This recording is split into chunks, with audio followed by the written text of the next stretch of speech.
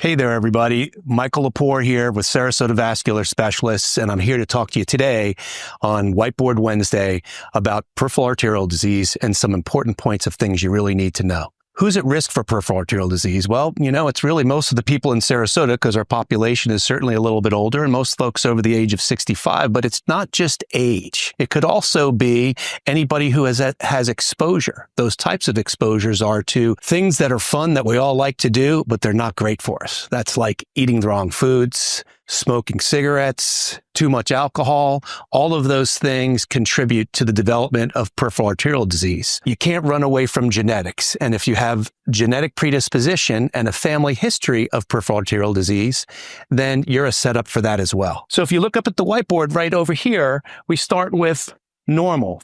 Think about an artery. This is a cross section like it's cut in. What basically happens is either from high blood pressure or an injury to the vessel, you get a little nick or like a little rent in the artery. Let's say it's down here where something kind of causes an inflammation right in that area. And then the next thing that happens is you get deposition of all materials that start coming in, cholesterol, platelets, other types of things. You can see this would be the plaque. The only area where blood is flowing is right through this area in the artery, and that causes the narrowing in the artery. The risk to this is that as this plaque develops, sometimes it can become unstable so that the cap that's here actually ruptures.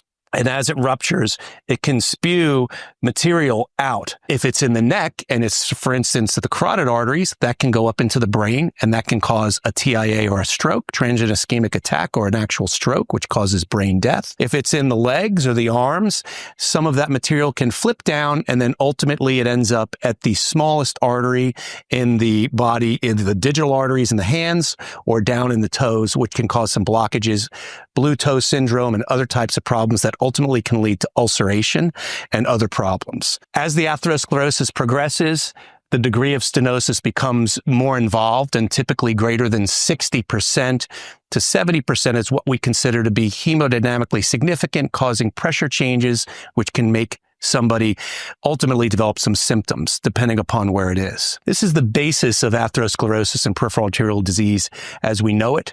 And I'm going to be talking to you about how it affects different parts of the body on another Whiteboard Wednesday. Thanks for listening to me today.